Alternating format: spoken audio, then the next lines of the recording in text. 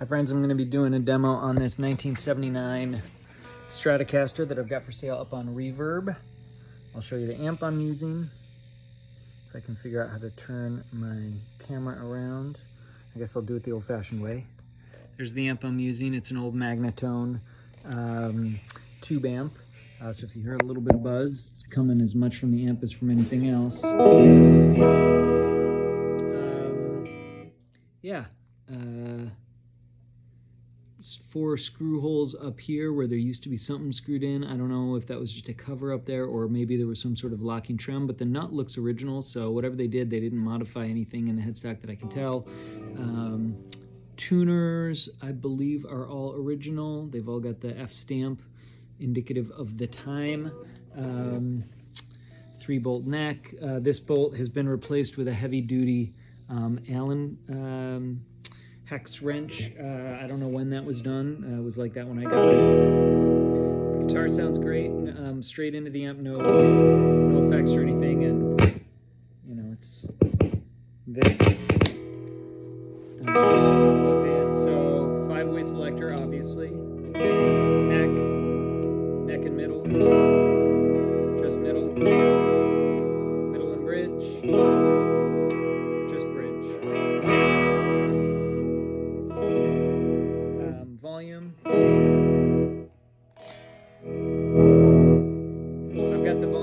I've got the volume rolled off a little bit. I've got the amp turned up loud enough that if I were to roll it up all the way, it would have a little bit of crunch to it. The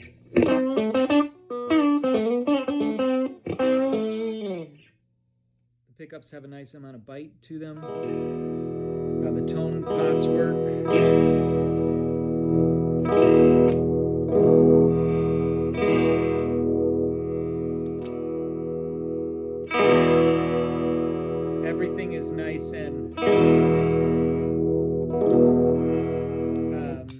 Everything is nice and quiet. No crackle in the pots or in the 5-way selector, so all nice and clean. The bridge says DiMarzio. I don't know if that's a replacement bridge plate. Fender did some weird stuff in the late 70s, early 80s. You know, CBS sold Fender to Bill Schultz just a few years later in 1985, and there in those final years they did some weird things. So I know most of the 79 Strats I've seen, especially in this color Cherry Burst, have been hardtails. So it's even possible, yeah, I don't know. I just don't know with these. The DiMarzio could very well be factory original, or it could be something that someone added later. I'll take a look on the inside of the cavity. It could even be that this guitar used to be a hardtail, although I certainly don't believe so. The pickguard looks original and was routed for a trim, so yeah, I think this is original, or at the very least was an exact replacement for the Fender that was in, but I think the DiMarzio was original. Anyway, guitar plays great, sounds great. The neck is like, I don't know, just a perfect Fender. It's got nice chunk, but it's not baseball bat like a 52 Tele. But it's not super thin and flat like they kind of became later. It's a great neck. It's in good overall condition. Not mint, but you know, not nearly as abused as many guitars from this era. This thing's 46 years old, almost 50 years old. So anyway, it's in great shape. It sounds amazing. I've got it, I think, listed at $22.50. It's a steal for that.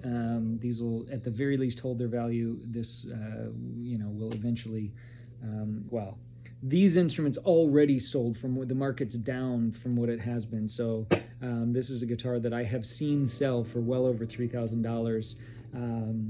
And so it's already, you know, the whole market is down, and this is priced to reflect that. So at $22.50, it's a great value, great guitar. Unfortunately, no hard case and no whammy bar. I don't know where the whammy bar is for this, so you're on your own to find a whammy bar that fits. Shouldn't be too tough. And then it's going to ship in a PV gig bag. I do not have the original hard shell case for it. So, but for how complete and how original it is, I think it's a great deal. Let me know any questions. Feel free to reach out to me through either here on YouTube or through Reverb.